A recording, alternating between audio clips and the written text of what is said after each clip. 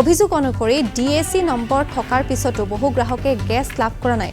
আনকি মোবাইলত ডেলিভাৰী সফল বুলি দেখুৱাৰ পিছতো পোৱা নাই চিলিণ্ডাৰ। একাংশ গ্ৰাহকৰ নামত অনুমোদিত গেছ গোপনে ক'লা বজাৰ বিক্ৰী কৰাৰ অভিযোগ উত্থাপন হৈছে। এই সমগ্ৰ কাণ্ডৰ আঁৰত চাইবাৰ অপৰাধী জড়িত থকাৰ সন্দেহ কৰিছে ভুক্তভোগী গ্ৰাহকে। এই ঘটনাক কেন্দ্ৰ কৰি গোমুঠা গাঁওস্থিত শুভজিৎ গেছ এজেন্সিৰ গেছ বিতৰণ পইণ্টত সৃষ্টি হয় এক উত্তপ্ত পৰিস্থিতিৰ। গ্ৰাহক আৰু কৰ্মচাৰীৰ মাজত হোৱা বাক বিতণ্ডাই উত্তপ্ত কৰি তোলে পৰিৱেশ।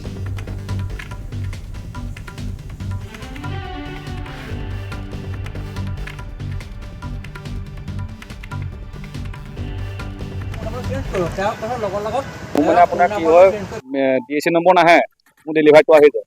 মানে মই গেছ ল'লোঁ, হয়তো দেখুৱাই দিয়ে, কিন্তু মই গেছটো নাপাওঁৱেই। আজি মই ফেব্ৰুৱাৰী 20 তাৰিখে গেছ লোৱা, তেতিয়াৰ পৰা মই আজিলৈকে বুক কৰোঁ, মেছেজ নাহে, ডেলিভাৰ দেখুৱাই দিওঁ। তেনেকৈ দুবাৰ হ'ল। কৰিছিলোঁ, অফিচলৈ গৈছোঁ, কৈছে আপোনাৰ গেছটো বুক হৈ আছে, নেক্সট আপুনি শুক্ৰবাৰ পাই যাব। আজি নামৰ ভাগৱত মই তাৰ পৰা দৌৰি আছোঁ গেছটো আহিছে বুলি। কি কৰে তেখেতসকলে কৈছে আপোনাৰ নাম অহা নাই। তাৰপৰা কৈছে আপোনাৰ গেছটো বুক হৈ আছে, নাম যাব। কিন্তু আপোনাৰ মেছেজ আহিছে ডেলিভাৰ হৈ আছে বুলি মেছেজ দেখুৱাই দিওঁ। আকৌ খবৰ আহিলে গেছবিলাক বেলেগত বেচা কেনেকৈ নিব।